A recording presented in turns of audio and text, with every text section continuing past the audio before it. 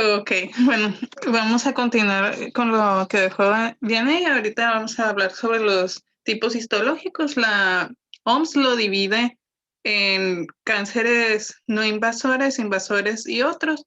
Los aproximadamente del 75 a 80% de los cánceres que vamos a encontrar van a ser invasores o infiltrantes. Esto quiere decir de que son los que tienen una capacidad de infiltrarse a canales linfáticos y pues también infiltrarse a vasculatura y son los que generalmente van a dar metástasis.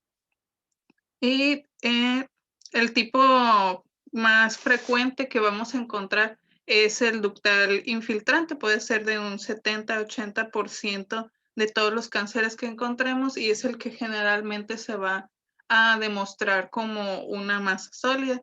Lo siguiente en cuanto a frecuencia es el lobulillar invasivo o invasor, que puedes tener una frecuencia alternante de 5 a 10% de la importancia que tiene es que tiene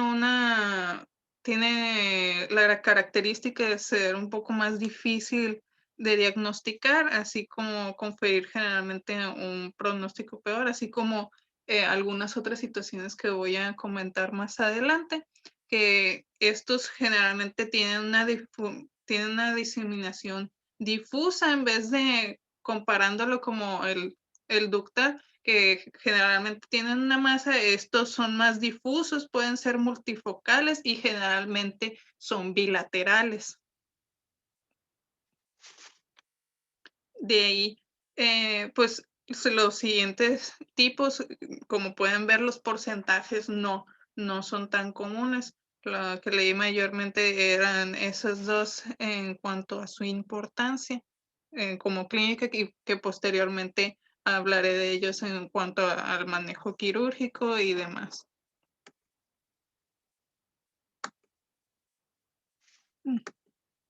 Ay.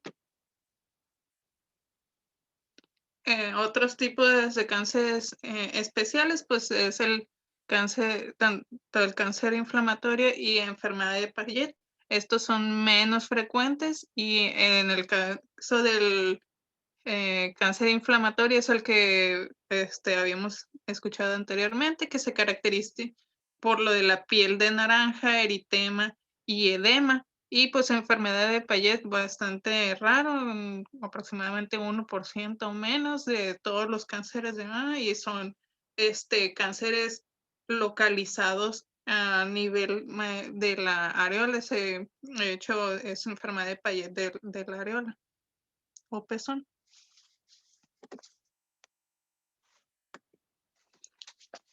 En cuanto a la inmunohistoquímica, esta va a conferir especialmente importancia en cuanto tanto al tratamiento general y pues en caso de enfermedades avanzadas, ya que es el que nos va a dictaminar tratamientos tanto hormonales y biológicos.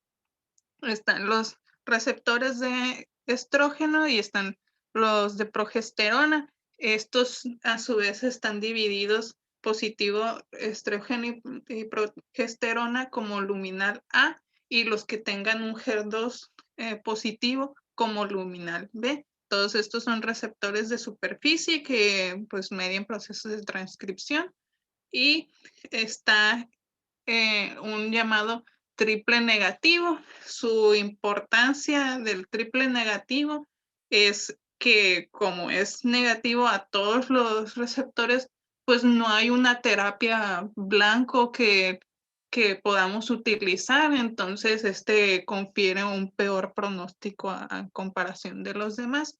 En presencia, por ejemplo, de un receptor de estrógenos positivos, está asociado a una mayor supervivencia libre de enfermedad, así como a supervivencia global.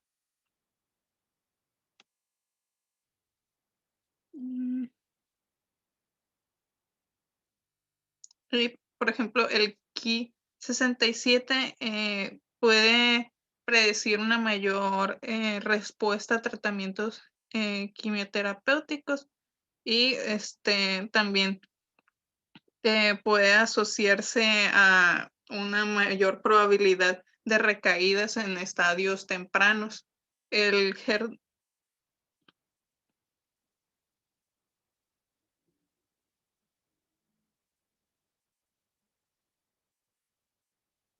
igual, el HER2 es eh, la importancia es nuevamente de que las terapias blanco que están asociadas a ellas y pues puede generalmente su positividad confiere un mal pronóstico, pero pues como hay una terapia que es el trastuzumab, eh, confiere una mejor respuesta a dicha terapia. Bueno, en cuanto a la estadificación, pues la que está mayormente aceptada es pues el TNM.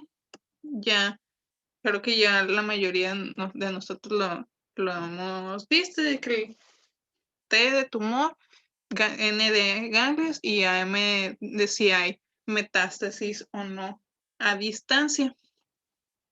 Dependiendo de la tumoración, de cuántas, cuáles las dimensiones de la tumoración, si hay o no ganglios linfáticos ipsilaterales, contralaterales, y la presencia de metástasis es como los vamos a estadificar, pues en caso de, en estadios 1, 2, 3 y 4. Esto mayormente también le confiere, este estadiaje le va a conferir importancia en cuanto a los tratamientos, ya que dependiendo de qué tanto como la localización, tamaño y pues y mayormente importante la inmunohistoquímica es como se van a aliar los diferentes tratamientos. Ok, antes aquí que pases a lo siguiente, nada más para recordar y que les quede a ustedes, la etapa temprana sería la etapa 1 y 2 en general. Ajá. Hasta la 2A. A partir de la 2B ya es una etapa localmente avanzada o regional hasta la etapa 3C y pues la etapa 4 es metastásica. Entonces la división entre temprano y localmente avanzado estaría entre el 2A y el 2B. O sea, esto es en general para que sepan que a veces las divisiones son un poco ambiguas, pero en este caso en mama sí está algo marcado, ya que cuando veamos lo del tratamiento vamos a ver que los tempranos van a un tratamiento y los localmente avanzados o regionales otro y los metastásicos llevan otro manejo. ¿Ok?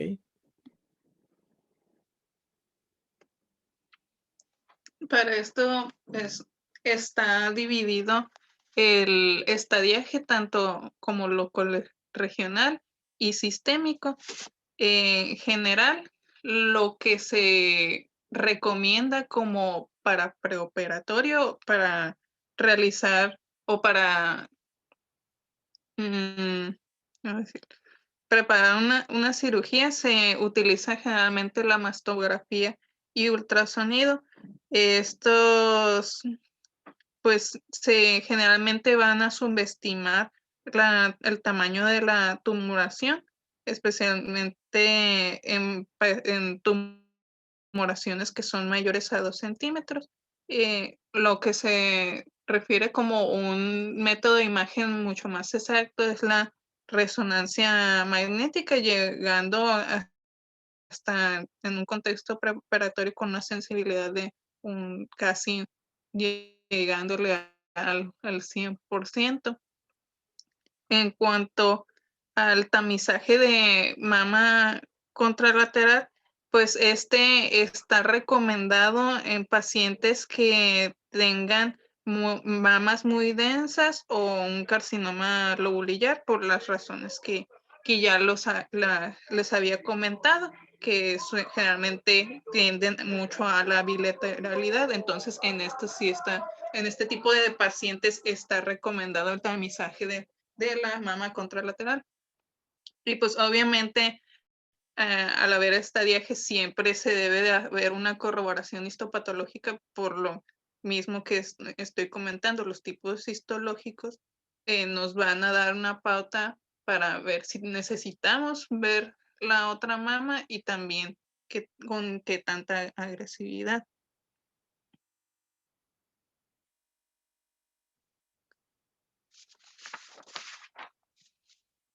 En cuanto a los ganglios, el estudio que se ha recomendado es la biopsia de ganglio centinela.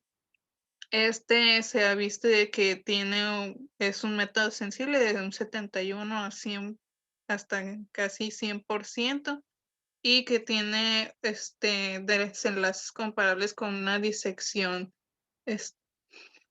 ganglionar y pues con una menor morbilidad debido a que es muchísimo más localizado.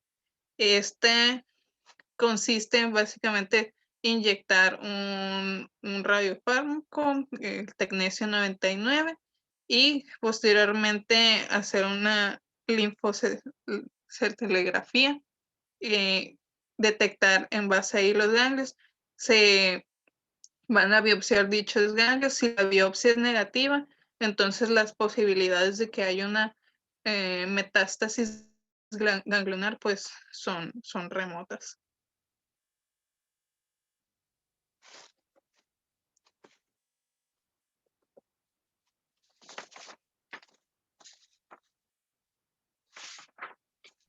Ok, ahí nada más, doctores, con respecto a lo del ganglio centinela.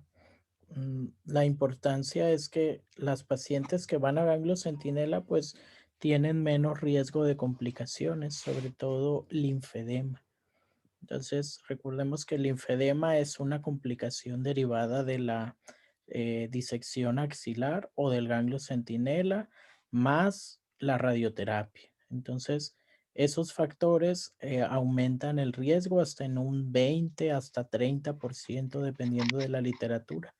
Entonces, hay pacientes que derivado de esto van a tener el linfedema y el problema es que este problema es crónico, es irreversible y en algunos casos se complica con trombosis, con infecciones. Por eso es que la técnica de ganglio centinela, el objetivo es localizar el ganglio como primer relevo de la tumoración, quitarlo y si es negativo, ya no se quitan más ganglios. Y la disección axilar estándar, pues es utilizar por lo menos quitar 10 ganglios. Entonces, como mínimo para considerar que está adecuada. Entonces, la diferencia con 10 ganglios, pues sí es mucho. Van a ver que hay disecciones de pacientes en consulta que tienen 15, 20, 25, 30. El récord que tengo ahorita es una paciente de 32 ganglios. Y salieron positivos todavía. Entonces, obviamente son pacientes que a mediano o largo plazo van a tener alto riesgo de linfedema.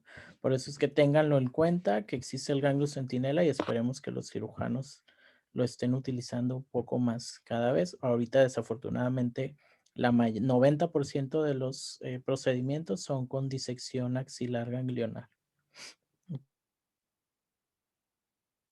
Bueno, y nomás comentando en cuanto a ultrasonido y tomografía, especialmente el PET, le confiere una gran especificidad de un 93 a un 100%. Sin embargo, se considera con muy baja sensibilidad para metástasis, entonces no está muy recomendada. Igual el ultrasonido no está muy recomendado debido a varias situaciones, llegando a tener una sensibilidad de un 48%. Bueno, en cuanto al estadiaje sistémico, aquí de nuevamente va a ser de importancia ver en qué lo estamos clasificando, de que si en una primera instancia el paciente lo estamos clasificando como una enfermedad pues localizada, 1 o 2, no está recomendado un mayor estadiaje o mayor búsqueda, a menos de que presente un síntoma real a distancia que nos haga pensar de que haya algún tipo de metástasis visceral o no visceral. En cuanto a los pacientes de que están en un estadiaje tipo 3, lo que está recomendado es únicamente la realización de una radiografía de tórax y pues de igual manera si se sospecha o se tiene algún síntoma de metástasis a distancia, pues se completaría el protocolo.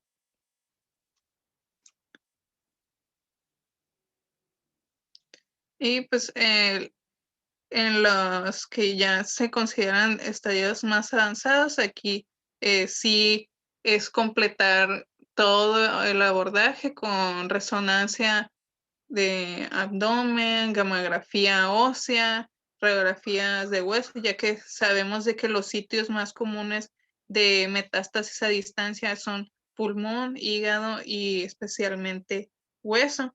En cuanto a las metástasis, pues sabemos de que pueden ser de una etiología variable, pueden ser osteoblásticas, osteolíticas o de características mixtas. Igual la gamografía va a ser metileno 99 y pues puede tener de una sensibilidad de 62 a 100% y una especificidad de 78 a 100, pero pues tiene un muy alto número de falsos positivos.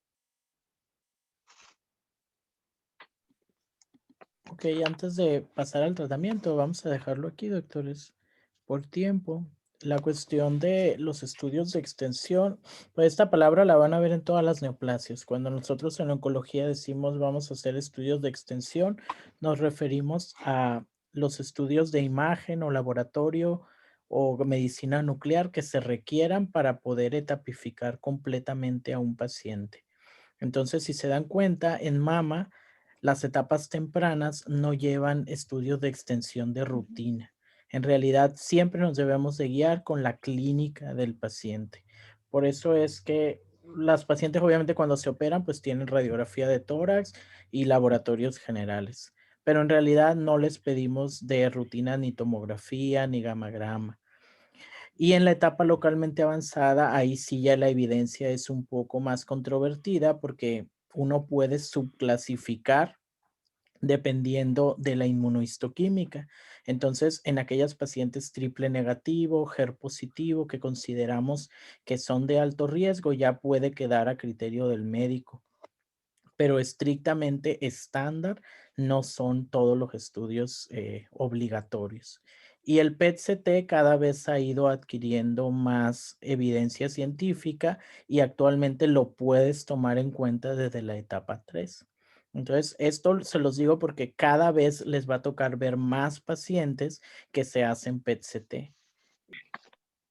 Ok, bueno, ya para finalizar con el tema de cáncer de mama, vamos a ver lo que confiere al tratamiento.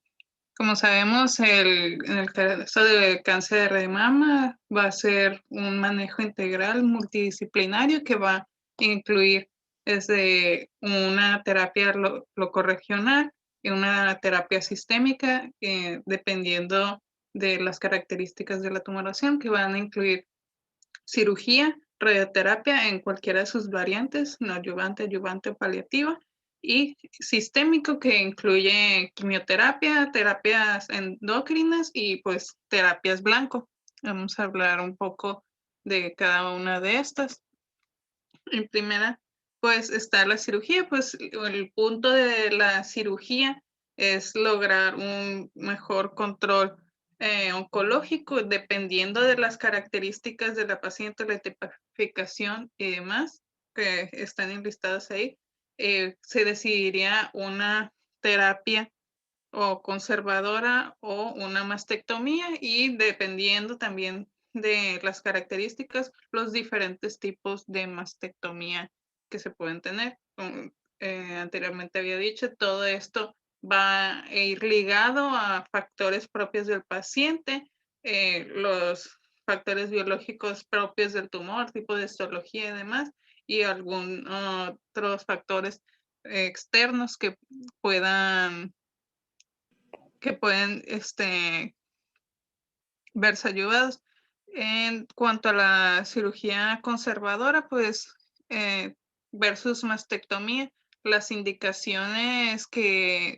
las indicaciones que están para una mastectomía, pues es que el paciente esté contraindicado darle una radioterapia, y posteriormente generalmente se les da radioterapia para disminuir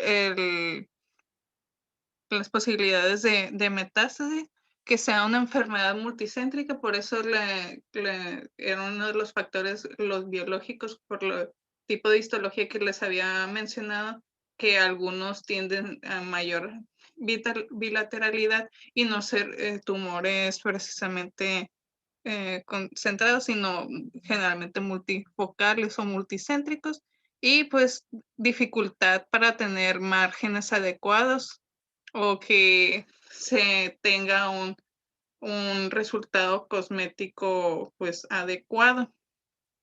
Entre estas pues está la mastectomía total, en donde se extirpa pues todo el tejido mamario, incluyendo el complejo areola pezón. Está la mastectomía total preservadora, donde solo se remueve el CAP, y está también la mastectomía radical modificada, en el que se quita todo tejido mamario, se quita la piel, y aparte se hacen disecciones ganglionares de primero y segundo nivel. Todo esto pues va a depender de lo que se haya, dependiendo de los estudios que ya vimos en la clase de ayer, y pues las decisiones del cirujano.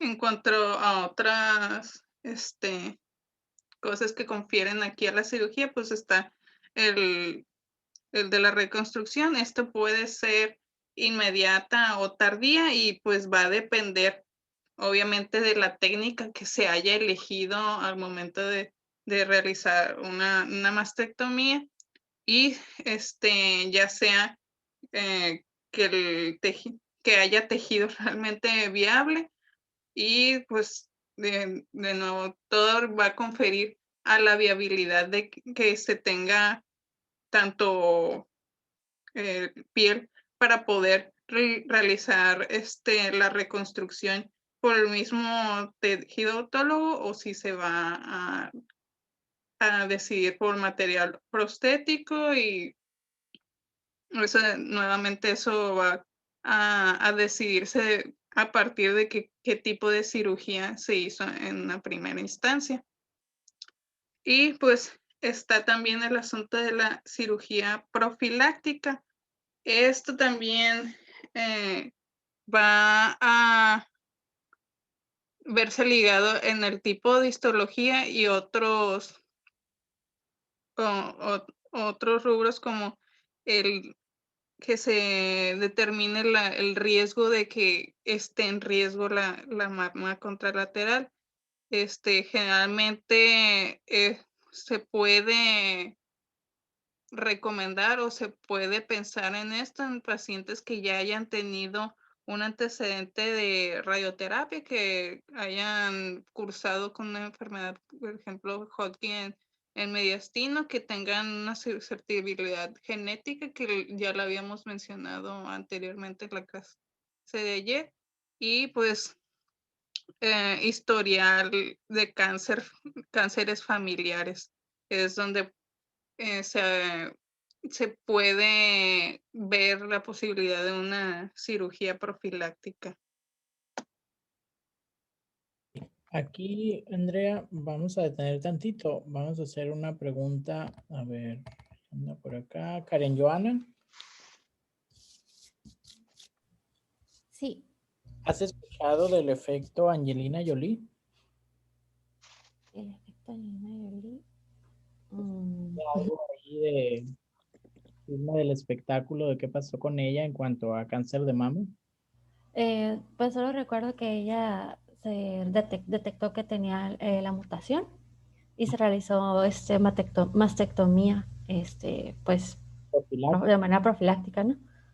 Entonces, es eso, el efecto de Angelina Jolie es que Angelina Jolie, por su familia, había el antecedente de cáncer de mama, creo que en mamá y abuela. Entonces, al hacerse la mutación de BRCA sale positiva, se realiza la mastectomía bilateral con reconstrucción y sale publicada en varias revistas a nivel internacional.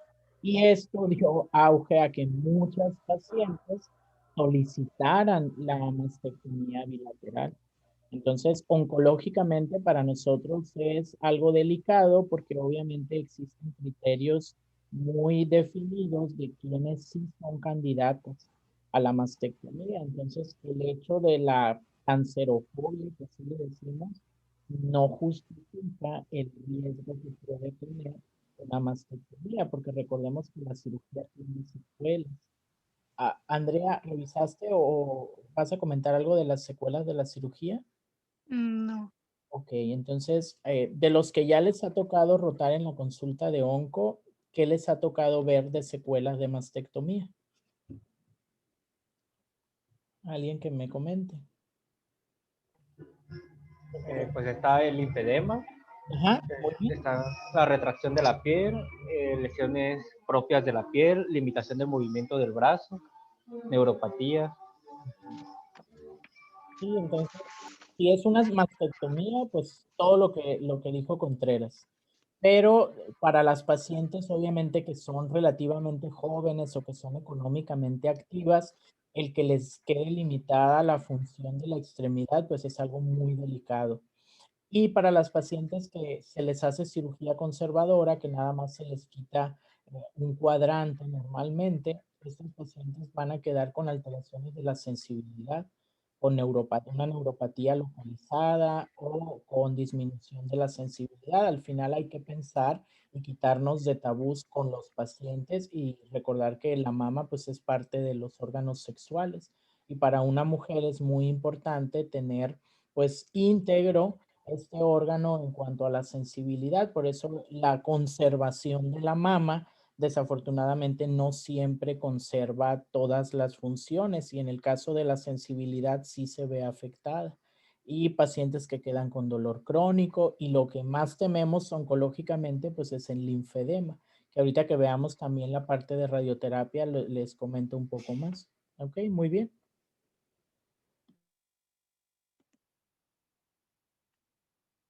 Bueno, el siguiente apartado, pues, es en cuanto a la terapia, pues la quimioterapia.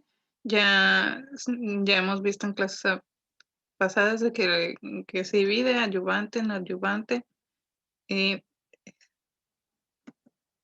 en el caso de lo que es cáncer de mama, se basa principalmente en antraciclinas, que se ha visto de que disminuye un 33% recaídas y un 27% la mortalidad en mujeres menores de 50 años. Y pues ya agregándosele taxanos, pues se ha visto de que hace una mejoría de supervivencia libre de enfermedad.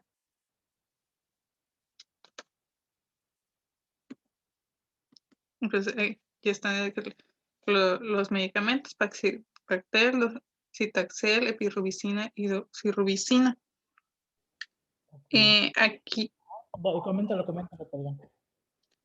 bueno, aquí la importancia es de que, como hemos venido a estar diciendo, los subtipos triple negativo, como no existe una terapia blanco, pues se va a basar realmente todas su tratamiento en base a la quimioterapia, comparación de lo que va, la siguiente diapositiva es de que tenemos terapias blanco en los que podemos atacar directamente ciertos receptores. En el caso de los triple negativos, pues como no existe tal cosa, pues se va a basar más que nada en la quimioterapia. Ok, entonces aquí nos esperamos tantito. Arroyo, ¿andas por acá, Arroyo? Lo que Sí, me dígame. acá de que los tratamientos más activos de cáncer de mama son taxanos y antraciclinas. Van a ver, o sea, a ustedes no les corresponde decir quién va a recibir uno, quién va a recibir otro o quién va a recibir los dos, pero van a ver en la práctica que la mayoría de las pacientes de cáncer de mama van a recibir los dos fármacos, una antraciclina y un taxano dentro de su tratamiento neoadyuvante o adyuvante. Arroyo, entonces, ¿cuáles son los efectos adversos a mediano o largo plazo que nos preocupan de las antraciclinas y de los taxanos, sobre todo para ustedes como internistas? De las ¿qué? De las Antraciclinas. Pues los efectos cardiovasculares que se van a presentar de mayor del 10%, realmente la hipertensión. y el efecto cardiovascular en sí que más nos preocupa, ¿cuál es? Entonces, porque la cardiotoxicidad se divide en si es son arritmogénicos, si causan espasmo coronario o si causan disminución de la fracción de eyección. Hay muchas formas de causar cardiotoxicidad que pudieran causar las antraciclinas. Eh, ah, de- mm,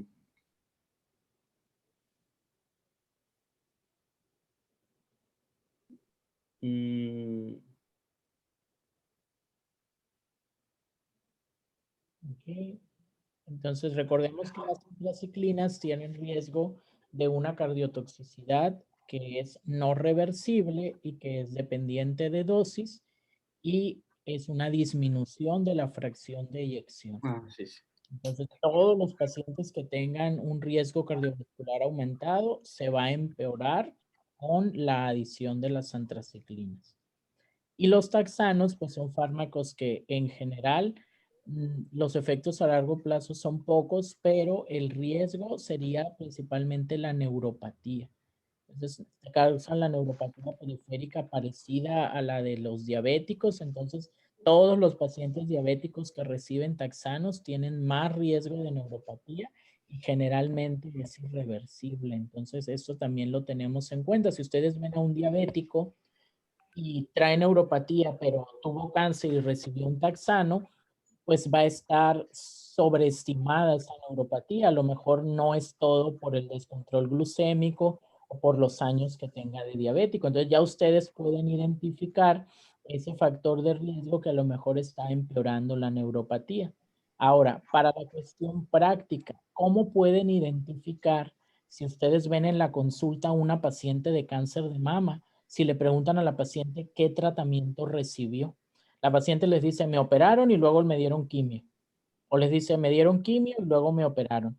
Pero ¿cómo saber si la paciente recibió antraciclina, si recibió taxanos o si recibió los dos? Esto tomando en cuenta que la paciente no se acuerda qué medicamentos son.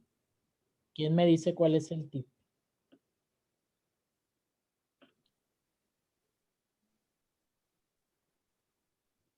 ¿Alguien?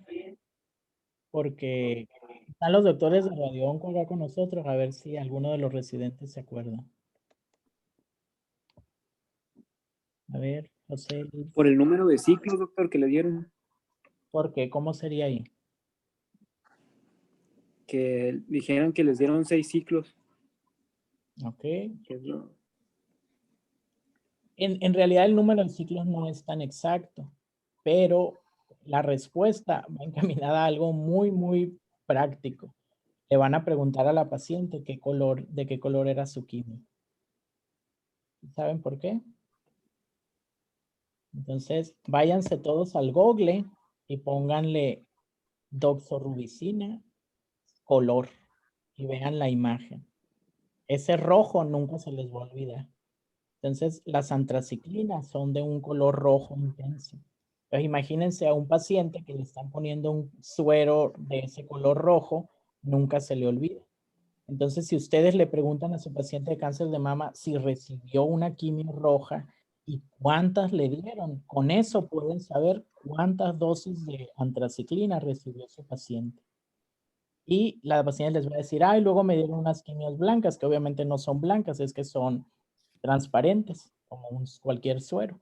Pero esos generalmente son los taxanos. Entonces, así es una forma en que ustedes, aunque no tengan un resumen médico, o la paciente, obviamente es raro que recuerden qué les dieron o que sepan el nombre, pueden estimar si recibió o no antraciclinas y cuántos ciclos recibió, porque eso va a ir directamente relacionado al riesgo cardiovascular. ¿Okay? Bueno, continuemos, por favor.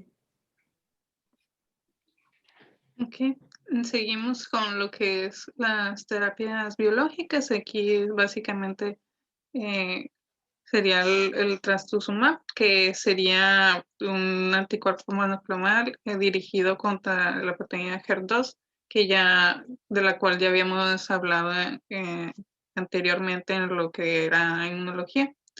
Y por eso es de que lo que les había mencionado de supervivencia global y lo que es factores de riesgo, aquí era el punto, ya que hay una terapia dirigida en cuanto al HER2.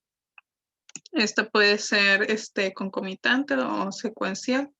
eh, ya eso se vería al momento de que se tipifique lo que es la tumoración. Ok, aquí nada más con el trastuzumab, doctores. Acuérdense que el trastuzumab también tiene riesgo de cardiotoxicidad, aunque aquí es reversible. Entonces, si yo les hablo de antraciclinas o taxanos, debe de ser obvio ya para ustedes decirme con cuál no se combina el trastuzumab. ¿Ok? Entonces, si el trastuzumab es cardiotóxico y las antraciclinas son cardiotóxico, combinarlas da un efecto sinérgico. Entonces, no deben de combinarse y el trastuzumab lo podemos combinar con quimio que no sean antraciclinas. ¿Ok?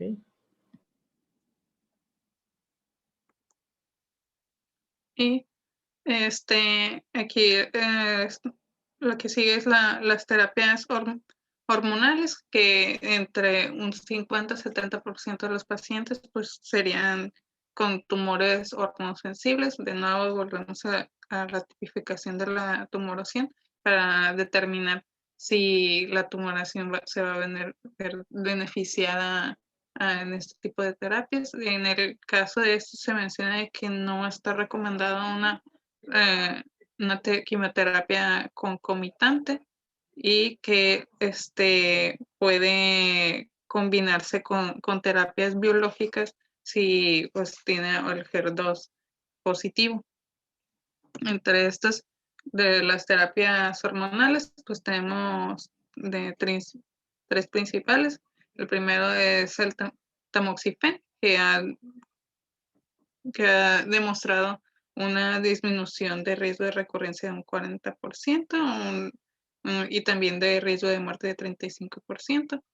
Y en estos casos hay que considerar que si los pacientes que se van a poner este tipo de terapia van a tener un mayor riesgo de cáncer endometrial y pues enfermedad trombótica, que ahí están puestos los porcentajes de 1 al 2%.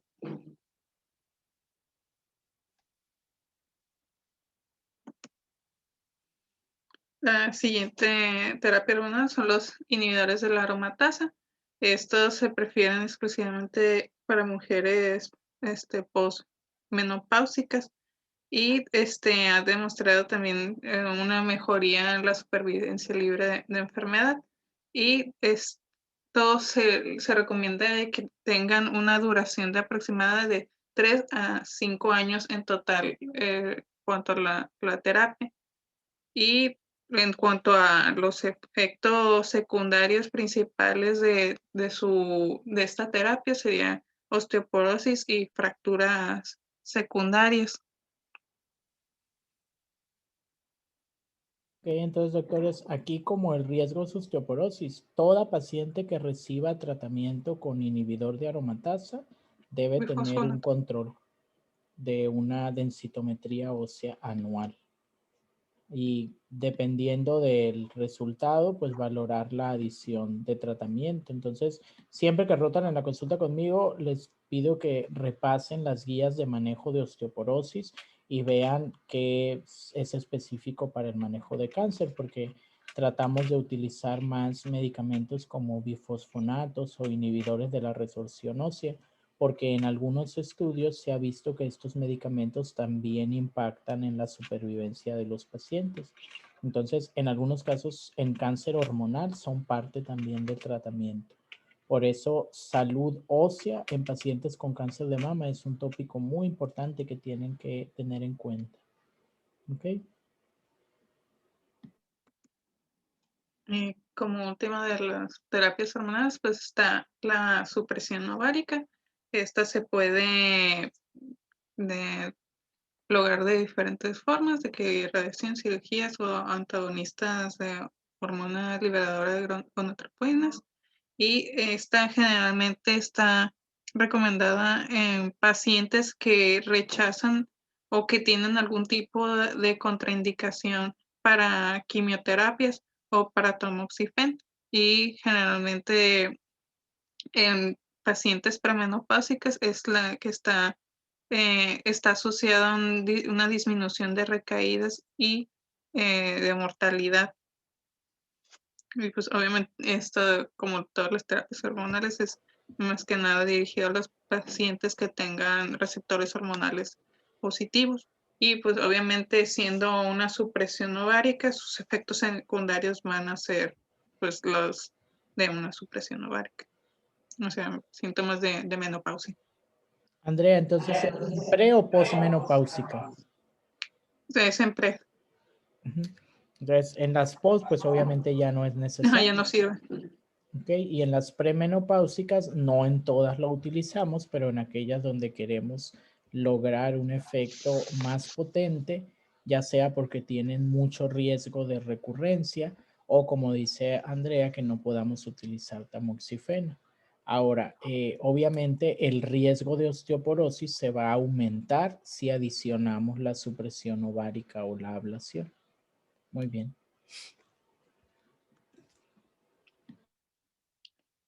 El siguiente rubro pues va a ser la radioterapia. Va a estar indicada en todos los pacientes que hayan cursado con una cirugía conservadora.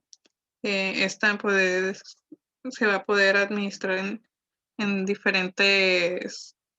diferentes tipos, de que puede ser braquiterapia, puede ser braquiterapia intracavitaria, braquiterapia intersticial, radioterapia intraoperatoria, radioterapia externa. Y pues se ha visto ya que la radioterapia postmastectomía va a reducir riesgos de recurrencia local y pues aumenta la supervivencia global hasta en un 10%. Y como aquí lo está puesto de que está indicada en pacientes con 4 o más ganglios positivos o con márgenes quirúrgicos de más de 5 centímetros.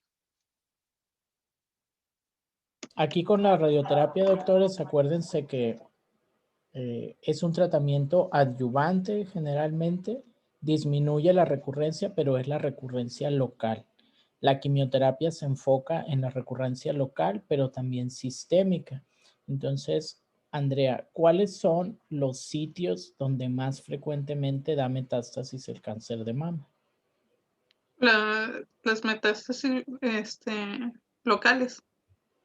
Entonces, o sea, dime por órganos o por aparatos y sistemas, ¿dónde serían los 3 o 4 primeros? Los órganos principales a donde da metástasis el cáncer de mama es pulmón, hueso e hígado. Ok, entonces pulmón, hueso, hígado son los principales de órganos a distancia. Y en cuarto, cerebro. Entonces, y también tenemos la recurrencia local. Por eso es que el tratamiento se combina y la quimioterapia se enfoca principalmente en la recurrencia sistémica, o sea, a distancia, y la radioterapia se va a enfocar en la recurrencia local o locorregional, ya sea en mama o en tórax y áreas ganglionares. Los dos son importantes, pero como la quimioterapia es la que puede tener más impacto en la supervivencia, se da primero la radioterapia. Entonces priorizamos cuando ustedes vean una paciente que va a recibir las dos opciones. En mama no lo combinamos. En mama se da primero quimioterapia y luego se pasa a radioterapia. La radioterapia no se combina con quimio en cáncer de mama, pero sí la podemos combinar con hormonoterapia y con terapias blancos, con trastuzumab. Ok, entonces para que ustedes más o menos tengan en mente cómo es la secuencia de tratamiento, que ahorita vas a poner algo de eso. Muy Sí, bien. pues aquí está el tratamiento según los estadios. El primero de que primero de 1 a 2B, que pueden ser las siguientes combinaciones de cirugía, quimioterapia más o menos radioterapia, dependiendo lo que se ve, y también según la histología puede adicionarse hormonoterapia o terapia biológica. De igual, Recuérdanos entonces quiénes irían a hormonoterapia adyuvante y a trastuzumab adyuvante. la hormonoterapia pues son los pacientes que tengan receptores de estrógenos y progesteronas positivos, y pues el trastuzumab son los que tengan HER2 positivo. Ahora, en este escenario de una paciente que ya está sin cáncer, que ya se operó, el otro tip y que sí lo deben tener en mente es cuánto tiempo dura el tratamiento. Entonces, Andrea, ¿cuánto tiempo se da la hormonoterapia y cuánto tiempo se da el trastuzumab? ¿O alguien más que nos conteste? Según he leído, doctor, la hormonoterapia se recomienda por 5 años. Ok, entonces sí, es mínimo 5 años. Hay algunos estudios que lo dan por más tiempo, pero mínimo para considerar un tratamiento adecuado son 5 años de hormona. ¿Y el trastuzumab? Trastuzumab, no me acuerdo la verdad. Entonces, el Un trastuzumab es año. por un año. Entonces, esto es para que ustedes cuando tengan a una paciente y no saben cuánto va a durar el tratamiento o están en espera de, a lo mejor va a haber alguna otra cosa. Entonces, si ustedes ven un reporte de patología o ven una nota donde diga, es una paciente HER positivo, pues saben que les van a dar un año de trastuzumab. Saben que es una paciente hormono positivo, entonces saben que mínimo va a recibir 5 años de hormona. Si están haciendo una valoración preparatoria y está una paciente tomando tamoxifeno, pues le van a preguntar, ¿cuánto tiempo tiene tomándolo? No, pues 4 años. Entonces saben que le queda un año por lo menos. Entonces, para eso tienen que tener la idea de los tiempos. ¿Ok? Entonces, continuamos con la enfermedad localmente avanzada, Andrea. Seguimos de que de 2B a 3C pues va a ser quimioterapia, cirugía, radio, y ya nuevamente dependiendo del tipo histológico, o más bien de la inmunología del paciente, de que hormonoterapia o terapia biológica.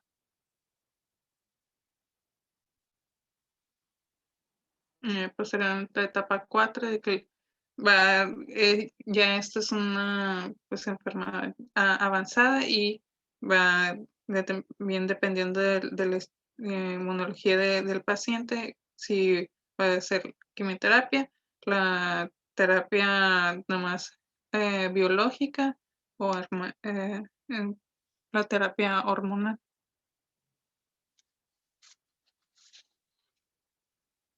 Entonces, en la etapa metastásica, doctores, si se dan cuenta, no consideramos de inicio ni cirugía ni radioterapia. ¿Ok? Pero vean que dependiendo del perfil y de la inmunohistoquímica, son los tratamientos que se van a agregar, ya sea hormonoterapia o terapia blanco. Y lo otro es que la radioterapia la utilizamos en la enfermedad metastásica cuando es paliativa, cuando hay síntomas. Por ejemplo, una metástasis ósea que esté causando dolor, un síndrome de vena cava, unas metástasis cerebrales. Entonces, no es que no la vayan a recibir, pero ya cambia el uso y el objetivo del tratamiento con radioterapia. ¿Ok? En enfermedad metastásica, pues cabe recalcar que están lo que es la enfermedad metastásica visceral y la no visceral, que en visceral sería pulmón, hígado, sistema nervioso central, y no visceral pues sería hueso, tejidos blandos o que haya un derrame paraneoplásico. Y pues estas van a tener una importancia en cuanto obviamente a la supervivencia. Si es una metástasis visceral, generalmente confieren una supervivencia global de 12 meses a comparación de una no visceral que puede dar una supervivencia global de 3 a 5 años. Y pues estos generalmente conforme a la biología que tenga o la histología que tenga la tumoración, pues va a verse beneficios como vemos de que si se les va a agregar terapias hormonales, si va a una terapia biológica o si es un triple negativo que pues como veníamos diciendo, estos pues nomás se les podría dar quimioterapia ya que no hay algún blanco más con el que podamos contar. Y pues estos se van a definir tanto como de bajo riesgo, que son los que tienen los receptores hormonales positivos, el HER2 negativo, y estos les confieren un periodo libre de enfermedad mayor a 1 año. Y pues los que son de alto riesgo, que son los que tienen receptores hormonales negativos, un HER2 positivo, estos generalmente tienen, pues obviamente tienen un peor pronóstico. Ya en cuanto a lo que es seguimiento, se refiere a que se va a hacer una evaluación periódica, generalmente trimestral, en los primeros 2 años, y obviamente el objetivo es encontrar recaídas locales, regionales o sistémicas.